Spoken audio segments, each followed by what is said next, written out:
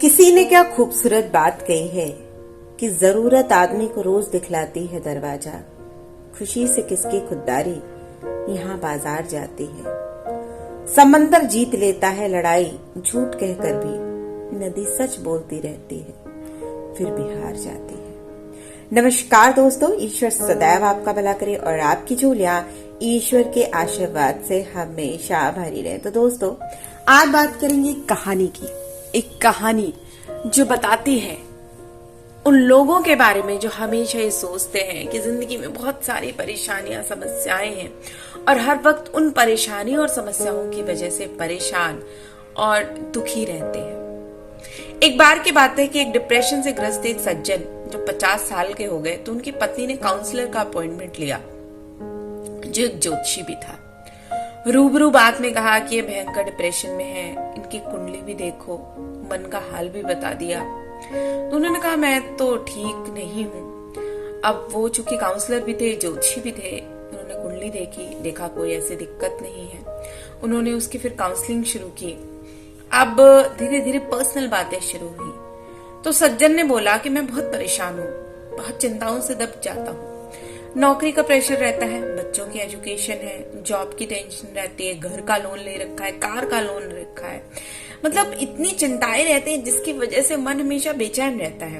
दुनिया सोचती है अरे वाह, बहुत पैसा है, बहुत खुश है, सब कुछ है, लेकिन मेरे पास कारतूस जितना भी सामान नहीं है। मैं तो हमेशा दुखी रहता हूँ, हमेशा डिप्रेशन में रहता हूँ और ऐसा लगता है कि पूरी जिंदगी बस एक बोझ है। तब उस व्यक्ति ने कहा कि क्या आप मेरे लिए काम कर सकते हैं? अगर आप मेरे लिए वो एक काम कर दे तो मैं आपकी इस समस्या का हल चुटकियों में कर सकता हूँ। तो व्यक्ति खुश हो जाता है और कहते हैं ठीक है, आप बताइए मुझे क्या करना है। तो सज्जन कहते हैं कि आप जब तीसरी क्लास में पढ़ते थे तो किस स्कूल में पढ़ते थे? तो सज्जन ने उस स्कूल का नाम बता दिया। तो काउंसलर ने कहा कि अब आपको उस स्कूल में जाना होगा, वहां से जितनी तीसरी क्लास के आपके रजिस्टर थे उस रजिस्टर को उठाकर ले आइए। अब सज्जन स्कूल गए, रजिस्टर लाए।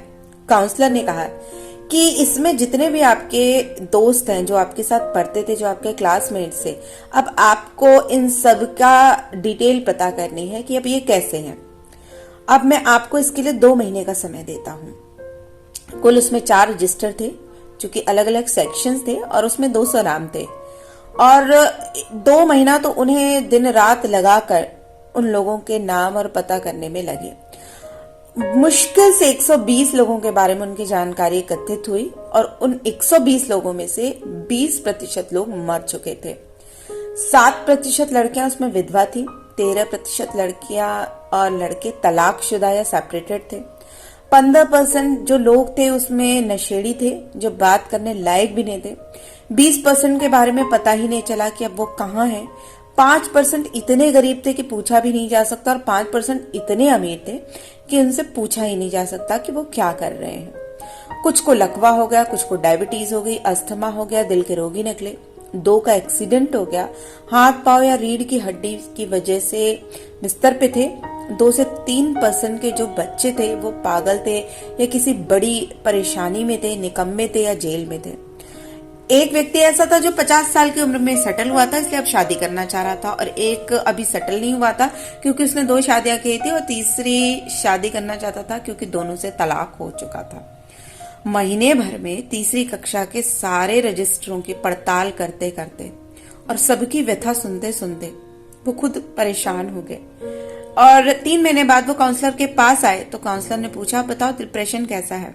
अब सज्जन को समझ में आया कि उनको कोई भी बीमारी नहीं है, ना तो वो भूखे मर रहे हैं, दिमाग बिल्कुल सही है, कचहरी पुलिस वकीलों से पाला नहीं है, बीवी प्यार करती है, बच्चे अच्छे हैं, स्वस्थ हैं, वो भी स्वस्थ हैं, डॉक्टर अस्पताल से पाला नहीं है। उन्होंने रियलाइज किया कि दुनिया में वाकई बहुत दुख है, मैं बहुत सुखी हूँ, बहुत भाग्यशाली हूँ।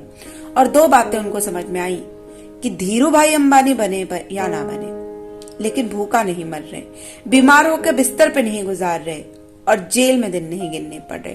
तो उन्हें कम से कम ऊपर वाले को हर अच्छी चीज के लिए धन्यवाद देना सीखना चाहिए, ना कि इस परेशानी में रहना चाहिए कि क्या छोटी छोटी परेशानियां उनकी जिंदगी में लगी हुई हैं। और दोस्तों, यही हम सबका हाल है, हम बहुत छोटी छोटी समस्याओं से परेशान रहते हैं और उन समस्याओं में ही उलझे रहते हैं। और कहते हैं कि जी हम बहुत चिंतित हैं, बहुत परेशान हैं, बहुत डिप्रेशन में हैं। और यदि आपको भी ऐसा लगता है तो आप भी अपनी तीसरी कक्षा का रजिस्टर लाके उसके बारे में जानकारी ले लें।